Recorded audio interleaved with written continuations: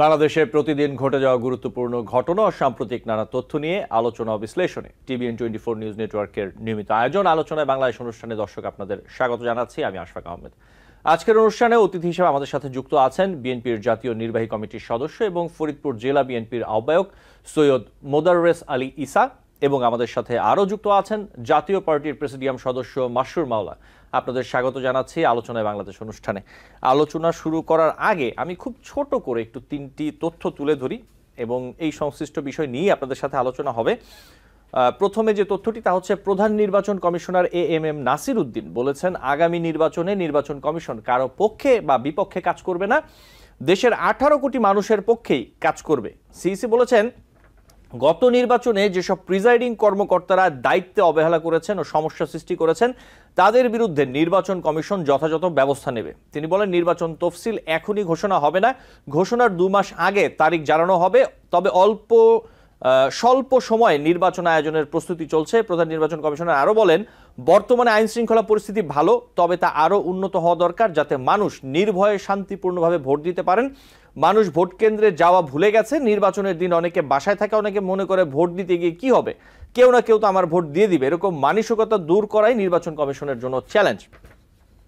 এরপর যে তথ্যটি তা হচ্ছে বাংলাদেশের মানুষের বিএনপির কাছে প্রত্যাশা বেশি বলে মন্তব্য করেছেন বাংলাদেশ জাতীয়তাবাদী দল বিএনপির ভারপ্রাপ্ত চেয়ারম্যান তারেক রহমান। তিনি বলেছেন 2024 সালের 5 অগস্ট দেশের মানুষ বুক ভরে শ্বাস নিতে পেরেছে। মানুষ চায় সামনের দিনগুলো যেন ভালো হয়। 5 অগস্টের পর নিরপেক্ষ মানুষও বিএনপির কাছে ভালো কিছুর পরিবর্তন প্রত্যাশা করে সবচেয়ে বেশি, তাই দলের মধ্যে গণতান্ত্রিক চর্চা বাড়াতে হবে। ঢাকার কাকরাইলে উইলস লিটল ফ্লাওয়ার স্কুলে ডক্টরস অ্যাসোসিয়েশন অফ বাংলাদেশের জাতীয় সম্মেলনে ভার্চুয়ালি যুক্ত হয়ে প্রধান অতিথির বক্তব্যে তিনি এই কথাগুলো বলেছেন। এছাড়া আর অন্যান্য অনেক কথা বলেছেন।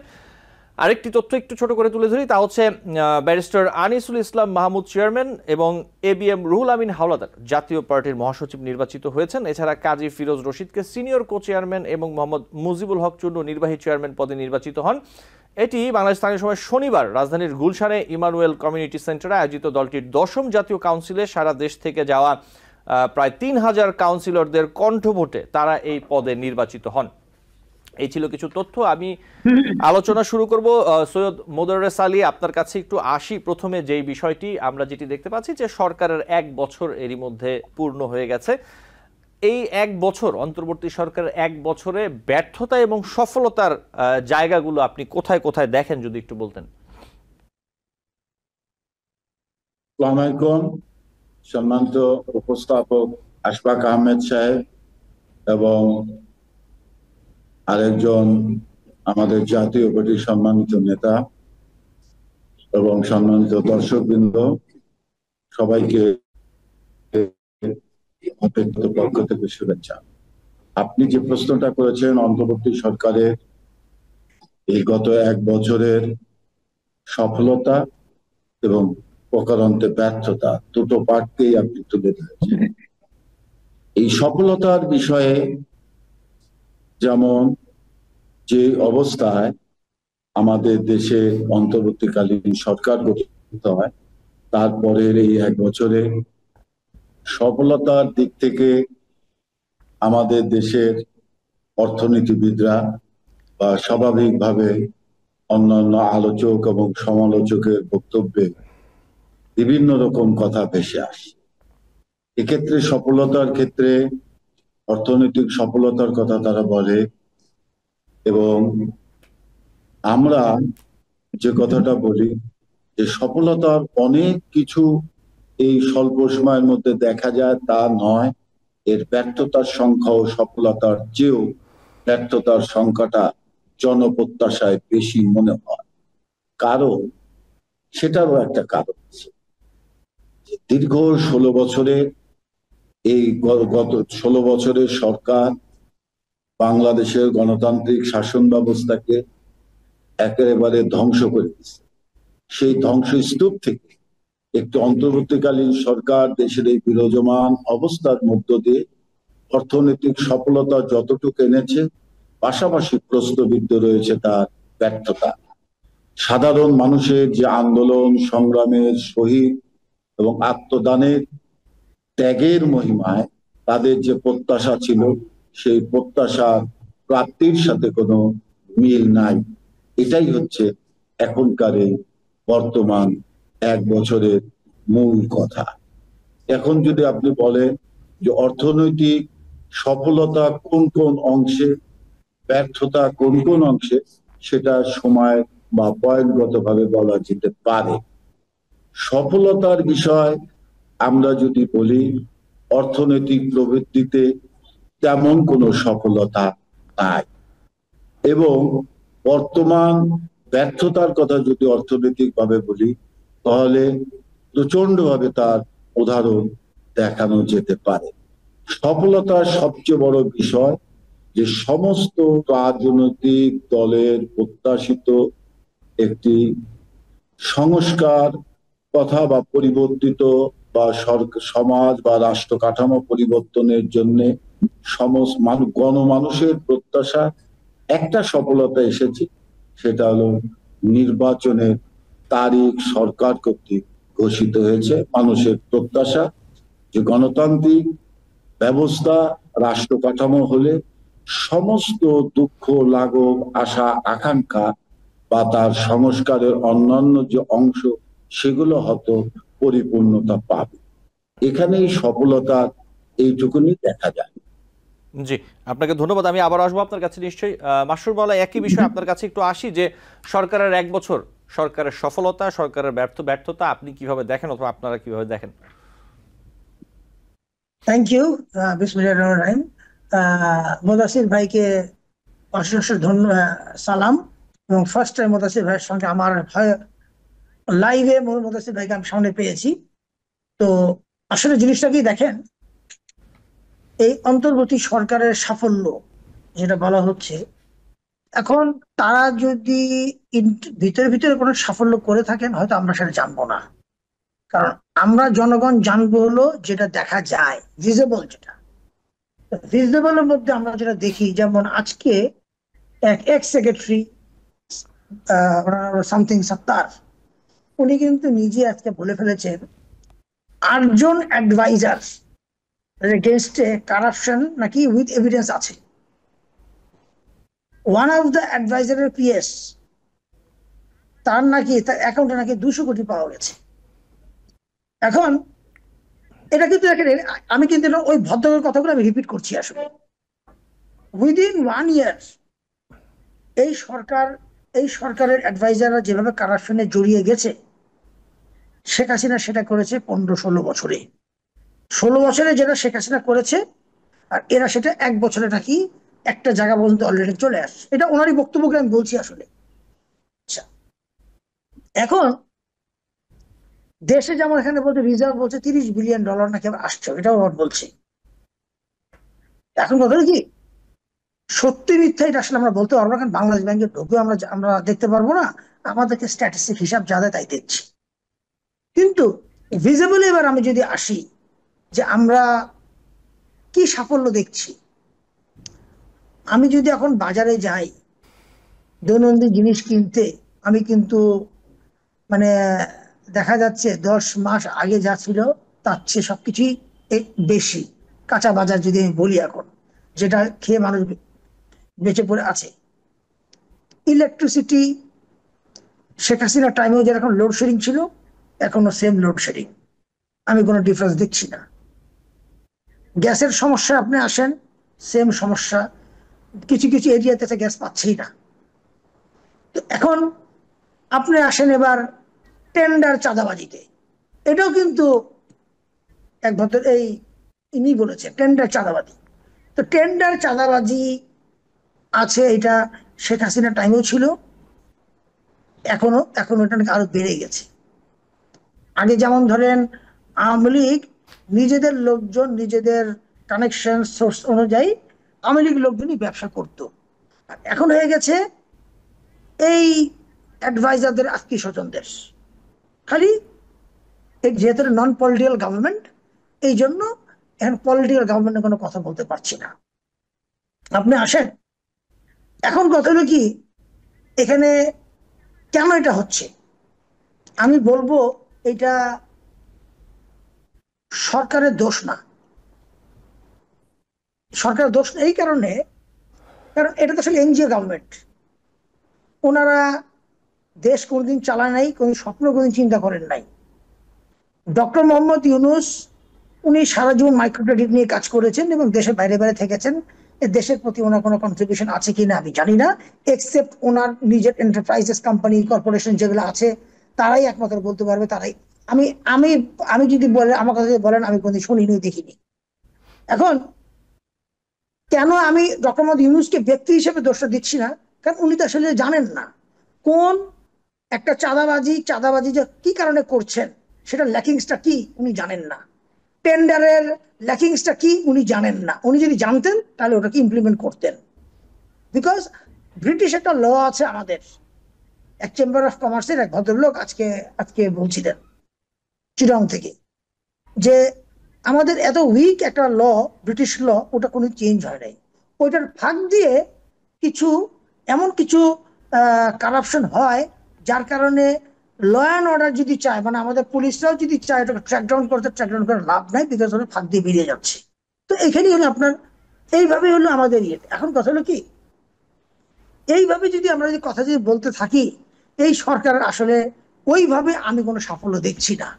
সাফল্য দেখার মতন আমি আসলে কিছু দেখছি না। মাসুমুল, আমি এবং আরেকটু প্রফেসর ইউনূস, জি, আমি যদি আপনার কাছে একটি প্রশ্ন একটু রাখি, আপনি যেগুলো বলছিলেন যে আইন শৃঙ্খলা পরিস্থিতি সার্বিকভাবে বলছিলেন, চাঁদাবাজি এবং অন্যান্য যে বিষয়গুলো বলছিলেন, আমরা যেটি দেখতে পাচ্ছি যে ফেব্রুয়ারিতে রমজানের আগেই জাতীয় নির্বাচন হওয়ার কথা রয়েছে। সেই ক্ষেত্রে আগামী জাতীয় নির্বাচন আইন শৃঙ্খলা পরিস্থিতি একটি নিয়ন্ত্রণে রাখা অথবা একটি সুষ্ঠু নির্বাচন যাতে আসলে করা যায়, এটি নির্বাচন কমিশনের জন্য, সরকারের জন্য কত বড় চ্যালেঞ্জ আপনি মনে করছেন সার্বিক পরিস্থিতি বিবেচনায়?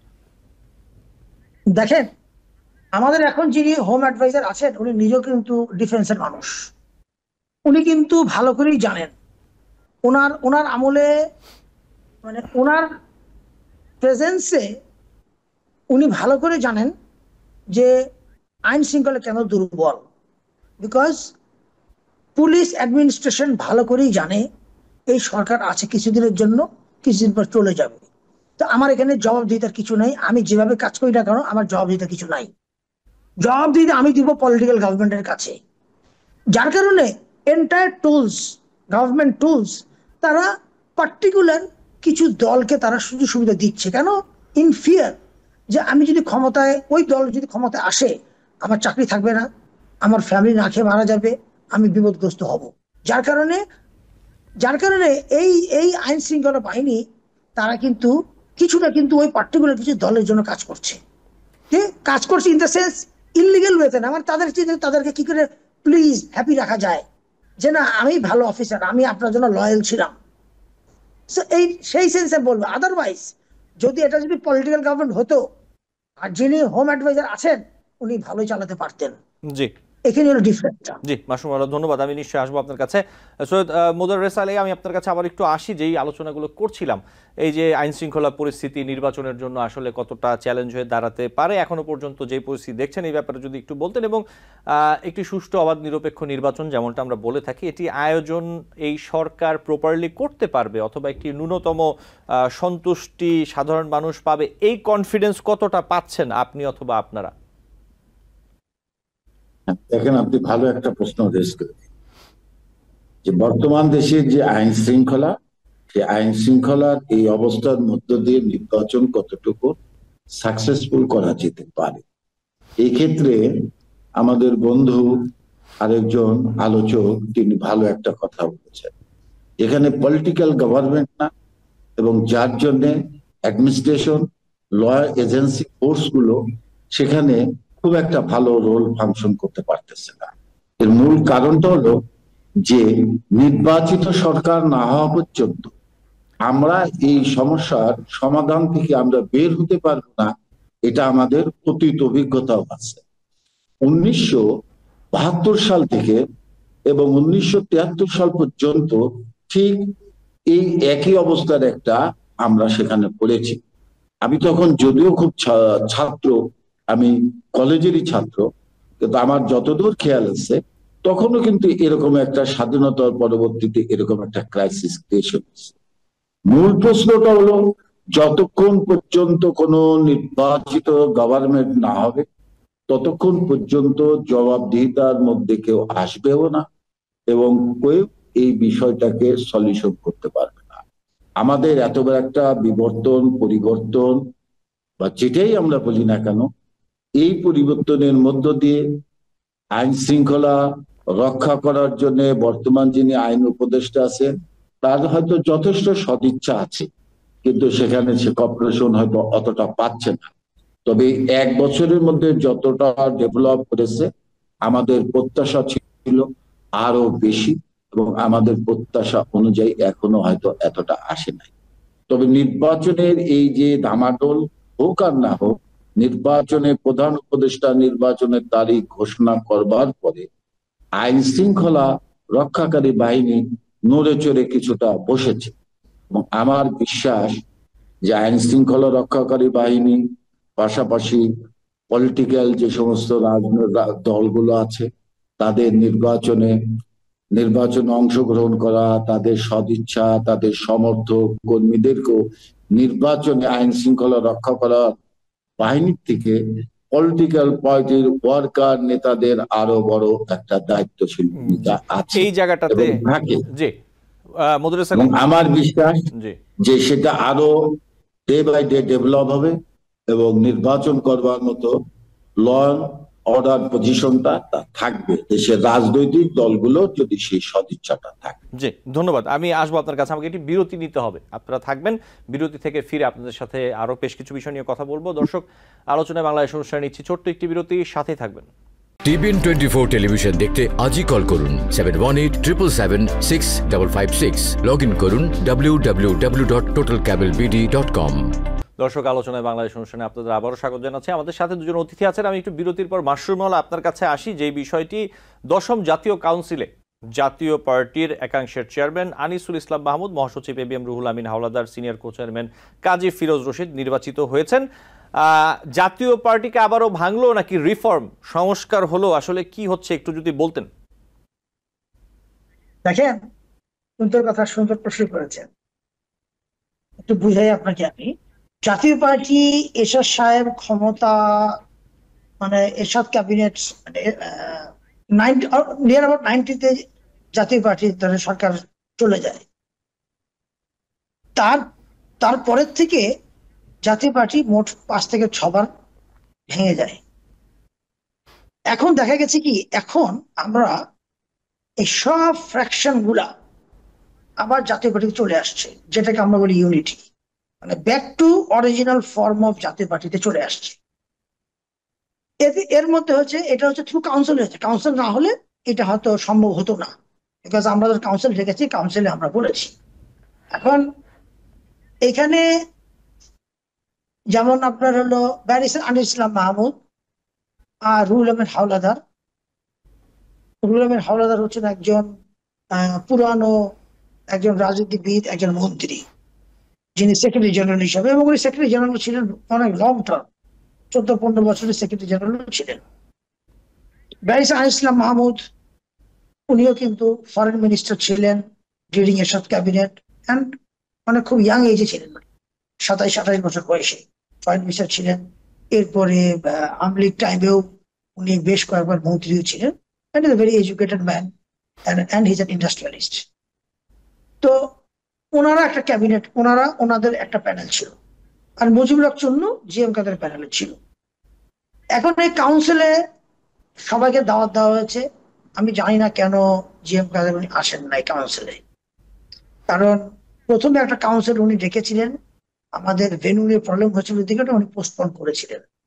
তবে আমাদের লাস্ট ডেট ছিল জুলাই 30।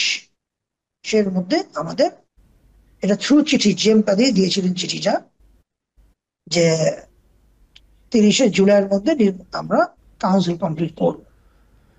বাট এর মধ্যে উনি পোস্টপোন করলেন, কিন্তু ফ্রেশ আর ডেট দেয় নাই। সেই জন্য এই ব্যারিস্টার আনিস, যেহেতু উনি সিনিয়র কো চেয়ারম্যান ছিলেন তখন ওনাদের নেতৃত্বে চিন্তা করা হলো যে না, আমাদের কাউন্সিলটা 30শে জুলাইয়ের আগে, 30শে জুলাই যেহেতু লাস্ট ডেট দেওয়া হয়েছিল, আমাদের নতুন ডেট দিয়ে করা উচিত। তো সেই হিসেবে আমাদের এই ডেট দেওয়া হয়েছে, সেই ডেট অনুযায়ী কাউন্সিল হয়েছে। থ্রু কাউন্সিলের জিএম কাদের উনি প্রেজেন্স থাকেন নাই, সেটা উনি ব্যক্তিগত উনি বলতে পারবেন। আমি ওনাকে সম্মান করি, উনি সম্মানিত মানুষ। এখন যেহেতু উনি থাকেন নাই, তো অবভিয়াসলি একটা পার্টি তো কাউন্সিলে তো উইদাউট চেয়ারম্যান ওখানে যেখানে ঘোষণা হবে সেখানে চেয়ারম্যান ছাড়া তো একটা কাউন্সিল কমপ্লিট হতে পারে না। তো এখানে কাউন্সিলের থ্রু ভোট হয়েছে, ভোটাভুটি হয়েছে, ভোটাভুটির মধ্যে ব্যারিস্টার আনিসুল ইসলাম মাহমুদ উনি চেয়ারম্যান হয়েছেন, আর রুহুল আমিন হাওলাতকে সেক্রেটারি জেনারেল, আর মুজিবুল হক চুন্নু ওনাকে বাংলাদেশে এক্সিকিউটিভ চেয়ারম্যান হিসেবে ওনাকে রাখা হয়েছে, মানে নির্বাহী চেয়ারম্যান আমরা যেটা বলি আর কি রাখা হয়েছে।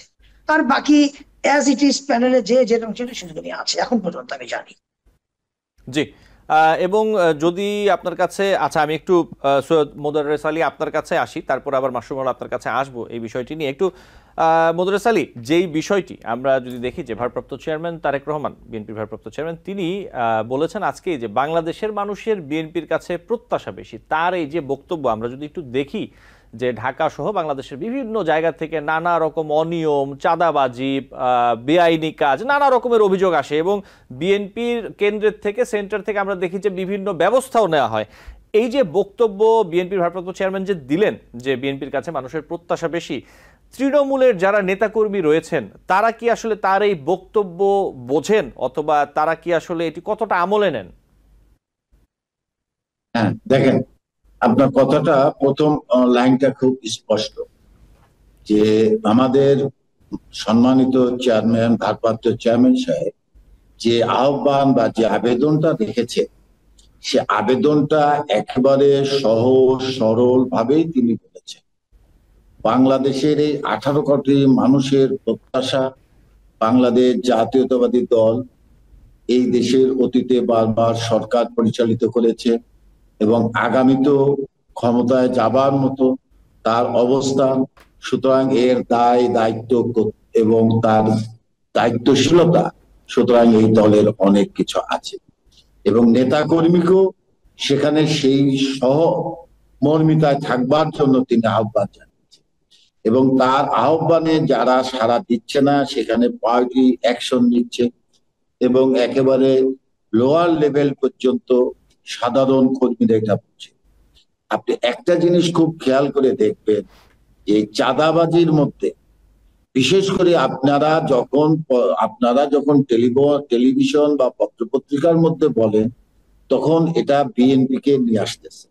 আপনি দেখেন আজকের আরো একজন আমার সাথে সহ আলোচক বন্ধু, তিনি কিন্তু নিজেও বলেছেন এবং এটা বাংলাদেশের জাতীয় পত্রিকায় আসছে যে উপদেষ্টাদের দুর্নীতির বিষয়, এনসিপি দুর্নীতির বিষয়, অন্যান্য রাজনৈতিক দলের চাঁদার বিষয় এবং জামাতে ইসলামের বিশেষ করে ব্যাংক লুট, বিভিন্ন ভাবে তাদের চাঁদার বিষয়গুলোকে তারা যতটা গুরুত্ব না দিচ্ছে, সেক্ষেত্রে জাতীয়তাবাদী দল নিজে জনস্বার্থে নিজের উপরে সমস্ত দোষকে গ্রহণ করে নিয়ে সেটাকে নিয়ন্ত্রণ করবার জন্য আহ্বান জানাচ্ছে।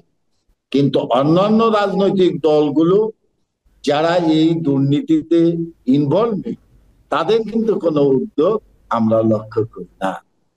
সুতরাং আমাদের প্রিয় নেতা তারেক সাহেবের যে উদ্যোগ, সেটা জাতিকে উদ্ধার করবার জন্য, জাতিকে একটি সুনির্দিষ্ট অভিষ্টের লক্ষ্যে যাবার জন্য, নেবার জন্য তার এই আহ্বান। সুতরাং তাই আহ্বানে যারা সাড়া দিচ্ছে না তাদের মধ্যে পার্টি যতটুকু অ্যাকশন সেটা হবে এবং আমার বিশ্বাস যে জাতীয়তাবাদী দলের, সত্যিকার অর্থে জাতীয়তাবাদী দলের নেতা কর্মীরা তার আহ্বানকে সাড়া দিয়ে আছে। জি, আপনাকে ধন্যবাদ। মাসুম আল, আপনার কাছে একটু আসি, যে বিষয়টি নিয়ে কথা বলছিলেন একটু যদি আমি যাই, নির্বাচন নিয়ে তো এখন আলাপ আলোচনা চলছে। আপনাদের যে পার্টির যে কথা বলছিলেন যে রিফর্ম হোক অথবা ভাঙন হোক, আপনি আপনার মতো করে যে ব্যাখ্যা দিচ্ছিলেন সেই জায়গা থেকে যদি আসি, আগামী নির্বাচন নিয়ে কি আসলে তাহলে আপনারা পরিকল্পনা শুরু করে দিয়েছেন? আপনারা আগামী নির্বাচনে অংশগ্রহণ করতে যাচ্ছেন এবং সেই অনুযায়ী কাজ করছেন, বিষয়টা কিরকম মাসুম আল? দেখেন, আমরা দল গুছাচ্ছি, দল গুছানো বিকজ 15-16 বছর জাতীয় পার্টি আসলে পলিটিক্স করতে পারে নাই। জাতীয় পার্টিকে যে কোনো ভাবে জাতীয় পার্টিকে আটকে রাখা হয়েছিল। যখনই জাতীয় পার্টি মাথা উঁচু করে দাঁড়ায় তখন হয় দল থেকে লোক ছুটিয়ে নিয়ে যাওয়া হয়, কিংবা অনেক ধরনের এমবার্গো দিয়ে দেওয়া হয়, এগুলো চলে। তো 15 বছর জাতীয় পার্টি পলিটিক্স করতে পারে নাই। এখন জাতীয় পার্টির যেহেতু এখন একটা ইন্টারিম গভর্নমেন্ট আসছে, হ্যাঁ, যেহেতু এখন পলিটিক্যাল কোনো চাপ আমাদের উপরে নাই, এই জন্য আমরা চাচ্ছি এই সুযোগে দলটাকে গুছাতে। দল গুছাতে গেলে আমাদের ডিস্ট্রিক্ট লেভেলে মিটিং করতে হবে, নতুন করে আমাদের ডিস্ট্রিক্টে আমাদের কিছু কমিটি দিতে হবে। তো সেগুলোর মাধ্যমে দল গুছাবো। দল যখন গুছাতে যাব তখন অটোমেটিকলি সেটা ওয়ান কাইন্ড অফ আপনার ইলেকশনের জন্য প্রসেস নেওয়াই হয়ে যায়। বাই দিস টাইম যদি ইলেকশনের জন্য যদি পরিস্থিতি আবহাওয়া যদি তৈরি হয়ে থাকে, যদি মনে করি যে ইয়েস আমাদেরকে আবহাওয়া দিচ্ছে, আমাদেরকে লেভেল প্লেইং ফিল্ড দেওয়া হয়েছে এবং সব দল অংশগ্রহণ করছে, ক্রেডিবল ইলেকশন হবে যদি মনে করি, অবভিয়াসলি আমরা ইলেকশনে জয়েন করবো। বিকজ ইলেকশনে পার্টিসিপেট করে এটা আমার গণতান্ত্রিক অধিকার। ইলেকশনে না যাওয়া মানে তার মানে আমি গণতন্ত্রকে আমি অবহেলা করলাম, গণতন্ত্রকে আমি তোয়াক্কা করলাম। সেটা তো একটা আমাদের জাতীয় পার্টির মধ্যে একটা দল, যে দল 10 বছর একটা ক্ষমতায় ছিল, একটা এক্সপিরিয়েন্স একটা পলিটিক্যাল পার্টি, তো সেই হিসেবে আমাদের নির্বাচনে যাওয়াটাই স্বাভাবিক। এটা গণতান্ত্রিক অধিকার। জি, সৈয়দ মোদাররেস আলী, আপনার কাছে আবার একটু আসি। যদি একটু দেখি আগামী নির্বাচনে, যদি এখনো বেশ কয়েক মাস বাকি, সার্বিক যদি মাঠের অবস্থা চিন্তা করেন, বিএনপি বর্তমান সময়ে বাংলাদেশের সবচেয়ে বড় দল নিঃসন্দেহে। সংস্কার প্রস্তাবনা যেগুলো উত্থাপন হয়েছে এবং যেগুলো নিয়ে আলাপ আলোচনা চলছে, আপনি কি মনে করেন যে জাতীয় সংসদ নির্বাচন অনুষ্ঠিত হলে তারপরে যে সরকার আসবে তারা আসলে এটি কতটা বাস্তবায়ন করবেন? এই প্রশ্নটা একদম স্পষ্ট। এ ব্যাপারে আমাদের পার্টির নেতা, স্ট্যান্ডিং কমিটির মেম্বার সালাউদ্দিন সাহেবও কিন্তু ক্লিয়ার করেছেন। আমাদের মতটাও কিন্তু স্পষ্ট তিনি করেছেন। সেটা হচ্ছে যে সংস্কার একটা চলমান বিষয়। এখানে যে কথাটা বলা হচ্ছে যে আমরা এই চলমানের, বিশেষ করে আমাদের সাংবিধানিক যে বিষয়গুলো আছে, সেক্ষেত্রে যে কটার মধ্যে আমরা একমত হয়েছি এবং সকল রাজনৈতিক দল একমত হয়েছে, সেটাকে সনদ হিসাবে নিয়ে আসা এবং এইটাকে বাস্তবায়ন করার জন্য আগামীতে যারা নির্বাচিত হবে, সেই নির্বাচিত জনপ্রতিনিধিরা 2 বছরের মধ্যে বা অল্প সময়ের মধ্যে এটাকে আইনে, সংবিধানে সংশোধিত করা অথবা সংবিধানে সংযোজন করা, সেটা করা সম্ভব হবে।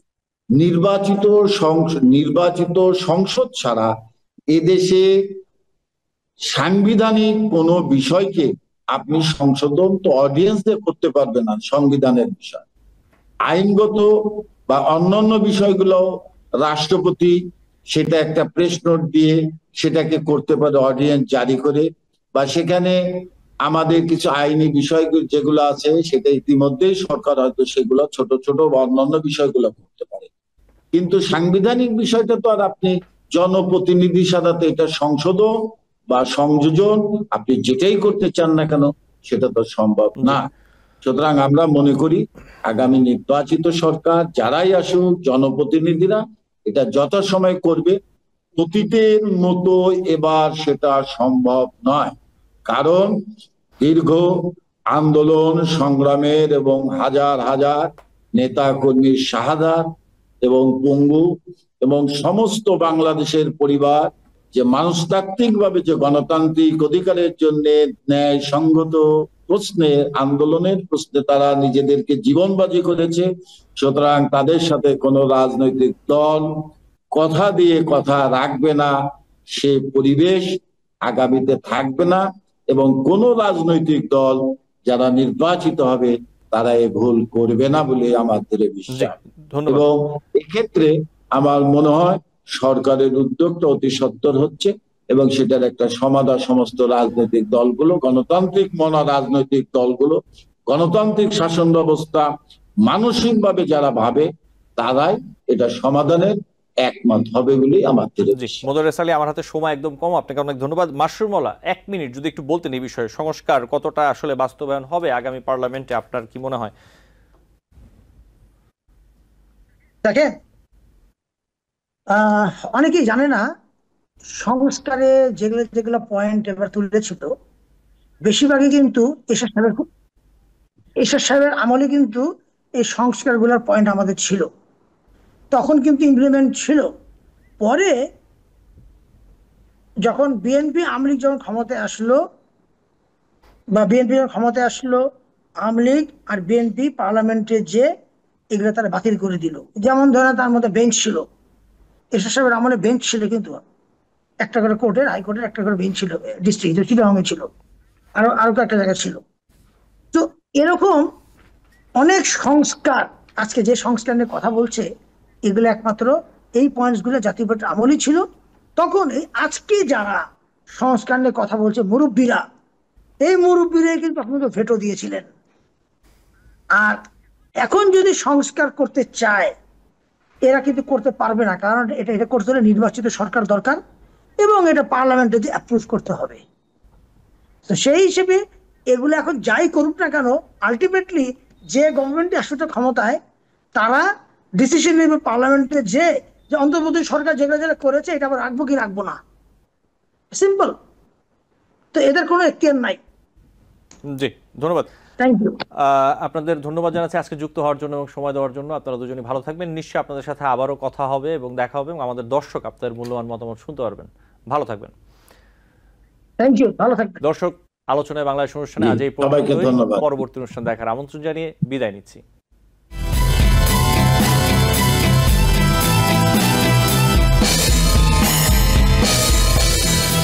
টিবিএন 24 টেলিভিশন দেখতে আজই কল করুন 7187776556। লগ ইন করুন www.totalcablebd.com।